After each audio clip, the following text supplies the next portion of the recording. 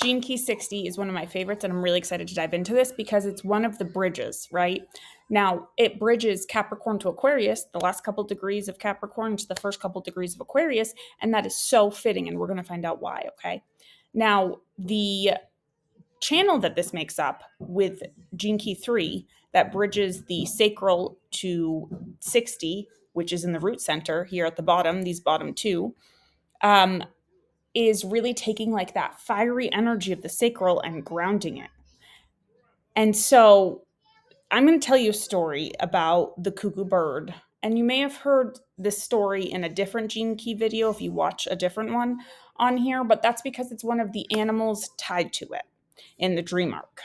So if you don't know what that is, that's totally okay. I'm just going to move on to the cuckoo bird story because the cuckoo bird is really the living embodiment of Gene Key 60. Now, it's not able, for whatever biological reason, to brood its own eggs and take care of its young. But that doesn't mean that it's not a good parent. It has to use some really innovative solutions to deal with this, or the whole species would just die out, right? Cuckoo birds would just be done. Like, those are the choices. So you could go up to the shadow and say, I'm too limited here. There's no way. I guess we'll all just die as a species. Or it can take that gift of realism, which is really about deconstructing all of the possibilities and building into something that works with what you already have. And they bring their eggs to another nest so that that bird can rear them and take care of them and hatch them and all of that stuff. Now, they don't just like leave them and hope for the best, fingers crossed. I mean, some animals kind of do that. But what they do is they check on it to make sure, like, did they accept my baby? Now, I don't really know what they do if they didn't accept the baby, but I know they check. Now, it takes creative solutions to create maximum potential. And that is really the energy here with this gene key. Now, the shadow of limitation is also devolution, which is why I was talking about how the whole species would just die out, right? And this is the shadow that a lot of us are stuck in the current collective energy here, devolution. And that's what's happening with all of our laws and society as a large, right? Is there's too much red tape and it's getting in our way. It's hindering us more than it's helping us. And so that's kind of, it's a closed circuit that we're stuck in. It's called closed circuit thinking. And if you look around, you're going to see some of this is starting to shift. Now, since Pluto crossed over into Aquarius, there is a huge dose of rocket fuel that's getting poured onto this, right? And on the 30th of January, there's going to be another huge transition that, most people aren't really going to realize is happening, but it is. And that's when Pluto goes from Gene Key 60, where it is now, as well as the Sun, into Gene Key 41. Now, 41 is a really special gene key. And we're going to talk about that in just a second. When Pluto steps into Gene Key 41, into that space on January 30th, things are about to get a supercharge. It makes me think of like Crash Bandicoot and Mario Kart, right? Where you drive over the power-up strip and it super speeds things, right? You go extra fast. And that's because 41 is called the start codon, right? And there's only one start codon out of all 64 gene keys that gets this title. And everything begins with the start codon. It's perfect by design, right? So first, we learn about all the rules and have all this structure put into place with the overcorrecting with Capricorn energy, right? Carefully unwinding into Aquarius, where it's a little bit more careful and an intentional zoom in on what structure really means, and how we can really take it apart and radicalize it with the Aquarian energy. How could it be any different, right? It's perfect by design. Now, how did we get stuck in this overabundance of crushing structure that we have as a society in the first place, right? With laws, with just them, everything. Now, we're already starting to see this being unraveled since Pluto went into Aquarius, right? But if you thought that it couldn't get any more radical, like, buckle up, because we've still been limited by 60s shadow frequency. And as a society as a whole, like we are. And so how did we get here? Laws were created in theory, right, to protect the innocent. But without the proper thought process as to how these laws and systems grew, they stacked up on one another in order to create a system that didn't work. It was just like putting band-aid on top of band-aid on top of band-aid, rather than creating something that can mutate and grow with us, which is the gift frequency of realism here. Now, this all is just the red tape that we deal with and we have to like walk through every day, right? When it comes to trying to do anything in a major corporation or in our government or anything, right?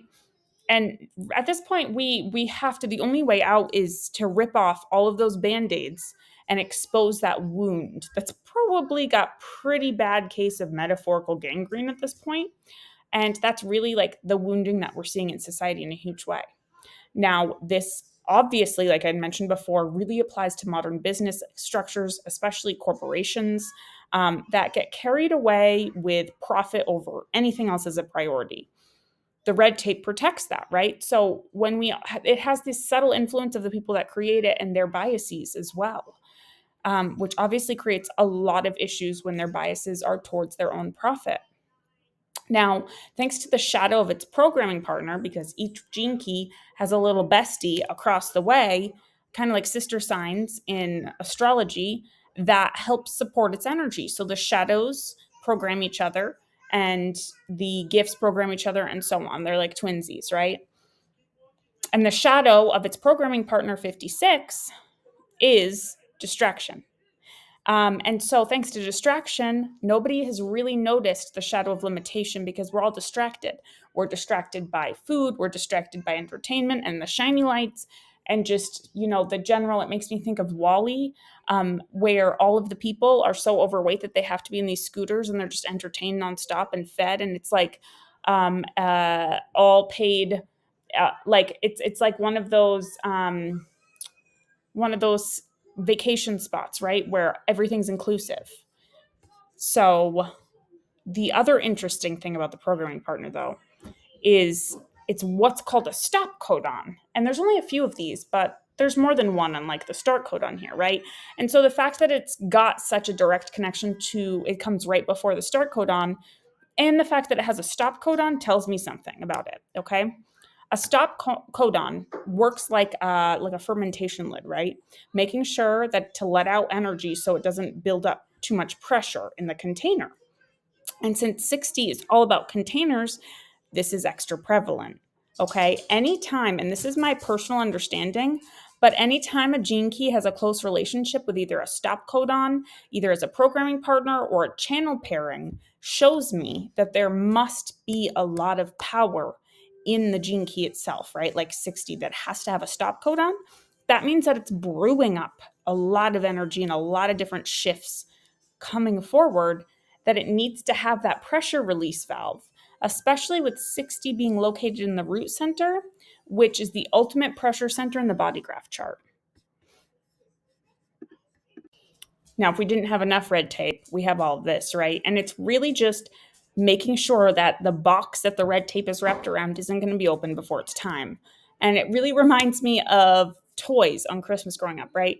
Like they're excessively packaged and strapped in so that, I don't know, I guess you can't steal them from the stores, but ultimately it's like you can't even get the scissors in there to cut it free without accidentally cutting into the toy.